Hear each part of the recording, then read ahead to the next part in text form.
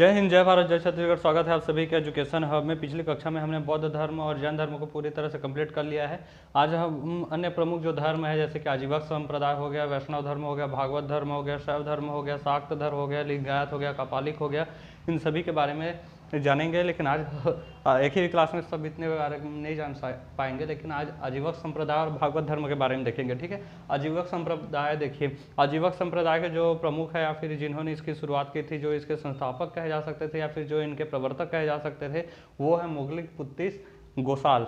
गोसाल की जगह कहीं कहीं गोपाल भी दिया जाता है, इससे कंफ्यूज ना होंगे, मोगली पुत्तिस याद रखिएगा। ठीक है, तो संस्थापक थे आजीवक संप्रदाय के मोगली पुत्तिस गोसाल या गोपाल। ठीक है, इनके जो अनुयायी थे वो थे अशोक के पिता चक्रवर्ती सम्राट अशोक, अशोका द ग्रेट। उनके अशोक महान के जो पिता थे बिंदुसार, बिंदुसार इनके इसके मतलब अनुयायी थे। इस आजीवक संप्रदाय को वो मानते थे बिंदुसार जी। ठीक है, अशोक जी जो थे, अशोक चक्रवर्ती सम्राट अशोक, उसने आजीवक संप्रदाय के लोगों को बहुत सारी गुफाएं गिफ्ट की थी, मतलब दान दिया था, जिनमें नागार्जुन की का गुफा है, या फिर बराबर पहाड़ी जिसे कहा जाता है, सुदामा गुफा, दशरथ गुफा के नाम से जो गुफाएं हैं, ये सभी गुफाएं जो है चक्रवर्ती सम्राट अशोक ने आजीवक संप्रदाय के लोगों को गिफ्ट किया था या दान में दिया था। दूसरा अगला देखते हैं भागवत धर्म। ठीक है, इसके बारे में दो ही तीन कुछ चीज़ें पूछी जाती हैं कि इसने चालू किया था, प्रवर्तक कौन है, अनुयायी के बारे में, प्रमुख अनुयायी बिंदुसार, और अशोक जी ने इसके लिए क्या क्या दान दिया था, ये सब। ठीक है, तो अशोक जी ने इतने सारा दान दिया था, मतलब वो इस टाइप के क्रूर नहीं थे, धार्मिक क्रूर नहीं थे। जो बुरे थे उनके लिए वो बुरे थे। जिस प्रकार से कश्मीर की समस्या उस समय हल नहीं हो रही थी, तो उन्हें कश्मीर भेजा गया। ठीक है, और कश्मीर भेजा गया तो उन्होंने इतना मारा वहाँ के कुछ जो भी लोग थे बिगड़े हुए उनको, और वहाँ पर श्रीनगर की फिर स्थापना कर दी 2 मिनट में, शांत सब चीज़। तो इस प्रकार से वो थे, मतलब धार्मिक रूप से कट्टर या फिर विद्रोही या क्रूर नहीं थे। ठीक है, अगला देखते हैं भागवत धर्म। भागवत धर्म यानी कि भगवान श्री कृष्ण चंद्र को मानने वाले।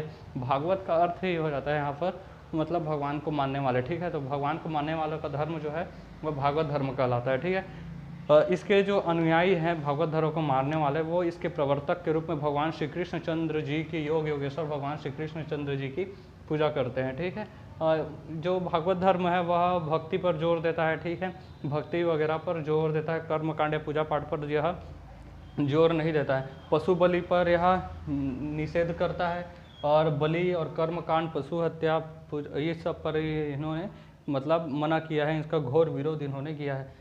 देखिए, जैन परंपरा अनुसार, जैन धर्म के अनुसार ये जैन धर्म वाले मानते हैं कि इनके जो 22वें तीर्थंकर थे अरिष्टनेमी, उन अरिष्टनेमी के समकालिक थे भगवान श्री कृष्ण चंद्र जी, ऐसा जैन लोग मानते हैं। ठीक है, अपने धर्म अनुसार श्री कृष्ण भगवान की इसमें पूजा की जाती है, और इसे वैष्णव धर्म के मतलब लोकप्रिय धर्म जो है वैष्णव धर्म, उसके वह इसका विस्तृत रूप है। ठीक है, भागवत धर्म जो है उसका विस्तृत रूप है वैष्णव धर्म। ठीक है, वैष्णव धर्म इससे ज़्यादा ही लोकप्रिय हुआ था।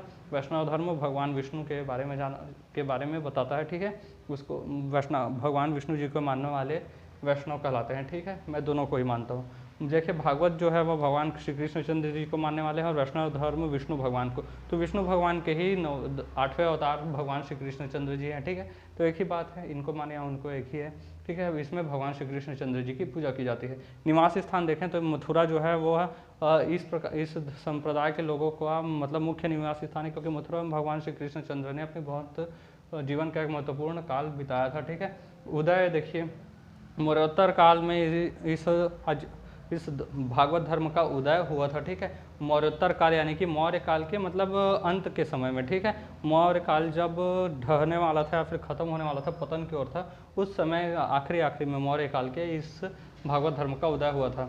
इसकी जानकारी जो है वह उपनिषदों से प्राप्त होती है। ठीक है, भागवत धर्म के बारे में बहुत सी जानकारी हैं, अलग अलग चीज़ों से प्राप्त होती है, लेकिन बहुत मेन जो जानकारी है वह उपनिषद से प्राप्त होती है। ठीक है, और यहाँ पर देखें कि मेगस्थनीज नामक जो उस समय यात्री आए थे, विदेशी यात्रियों में हमने पढ़ा है मेगस्थनीज। तो मेगस्थनीज जो है वह इंडिका नामक पुस्तक लिखा था। उस इंडिका नामक पुस्तक में मौर्य काल में के समय यह काफ़ी प्रसिद्ध हुआ था। उस मौर्य काल में जो मेगस्थनीज आए थे। ठीक है, तो इससे 2-3 बातें पता चल जाती है कि मौर्य काल में मेगस्थनीज आया था। ठीक है, और उसने इंडिका नामक जो पुस्तक लिखी, उसमें मौर्य काल में यह बताया था कि मौर्य काल में भागवत धर्म जो है वह प्रसिद्ध था। ठीक है, इंडिका देखिए, इंडिका में यह भी बताया गया है कि सूरसेन नामक स्थान पे हेराक्लीज नामक जो भगवान थे उनकी पूजा की जाती है। तो इसमें सूरसेन जो है वह मथुरा नामक स्थान को सूरसेन कहा गया है, और हेराक्लिस जो है वह भगवान श्री कृष्णचंद्र जी का यूनानी नाम है, ठीक है। यूनानी मतलब ट्रांसलेशन में इसे कहा जाता है, कृष्ण जी को हेराक्लिस कहा जाता है, ठीक है। तो इसमें बताया गया है इंडिका नामक पुस्तक में मेगास्थनीज के कि मौर्य काल में भागवत धर्म सर्वाधिक प्रचलित था, और सूरसेन यानी कि मथुरा में हेराक्लिस यानी श्री कृष्ण के उपासक थे, ठीक है। सूरसेन यानी कि मथुरा के जो लोग थे वो श्री कृष्णचंद्र जी यानी कि हेराक्लिस के उपासक थे, यह बताया गया है। शुंग वंश के जो 9वें शासक थे भागभद्र, ठीक है। भागभद्र ने हेलियोडोटस उस समय आया था, ठीक है। शुंग वंश जो कि दूसरा वंश कहलाता है हर्यंक वंश के बाद, शिशुनाग वंश, सॉरी गलत बोल दिया मैं, शीन मसुक मौर्य वंश के बाद आता है, ठीक है। मौर्य वंश के बाद शुंग वंश आता है। तो शुंग वंश जो है उसके 9वें शासक जो हुए भागभद्र, उसके टाइम पर आया था हेलियोडोटस, ठीक है।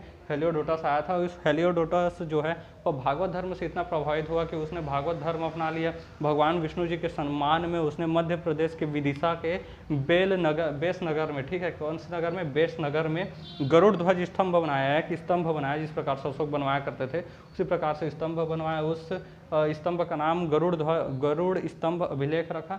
उसमें इन्होंने ओम नमो भगवते वासुदेवाय नमः की लिखवाया, ठीक है। ओम नमो भगवते वासुदेवाय नमः इन्होंने उसमें लिखवाया, किसने, हेलियोडोटस ने, ठीक है। हेलियोडोटस जो है वह गुप्त शासक शुंग वंश के 9वें शासक भागभद्र के टाइम पर आए थे। भागवत धर्म अपनाया, भगवान विष्णु जी के सम्मान में गरुड़ स्तंभ अभिलेख बनवाया, जो कि मध्य प्रदेश के विदिशा के बेस नगर में स्थित है, ठीक है। सबसे पहले अगर इसका वर्णन देखें तो छंदोग्य उपनिषद जो है, उपनिषद में इसका वर्णन है, ठीक है। यहाँ पर उपनिषद में इसका वर्णन किधर गया रे बाबा, हाँ ये आसपास था, ठीक है। उपनिषद में मतलब इसका वर्णन है, ये देखिए कहाँ गया रे, ये जानकारी जो है वो उपनिषद में यहाँ से मिलती है, ठीक है। तो कौन से उपनिषद में, छंदोग्य उपनिषद में इसकी जानकारी मिलती है। इसमें जो छंदोग्य उपनिषद है उसमें इनको देवकी पुत्र के रूप में बताया गया है, और साथ ही साथ अंगिरस के शिष्य ऋषि जो है अंगिरस, उनके शिष्य के रूप में भगवान श्री कृष्णचंद्र के बारे में बताया गया है, ठीक है। जो भागवत धर्म के सिद्धांत है, प्रमुख सिद्धांत, वह श्रीमद् भागवत गीता में दिया गया है, लिखा गया है, ठीक है। श्रीमद् भागवत गीता के रचयिता वेद व्यास जी हैं, ठीक है, मतलब संकलन करने वाले या फिर रचयिता जिन्होंने इसे संकलित किया और लिखा, ठीक है, वेद व्यास जी हैं। और महाभारत के रचयिता वेद व्यास जी हैं, लेकिन लिखा है भगवान श्री गणेश जी ने, ठीक है।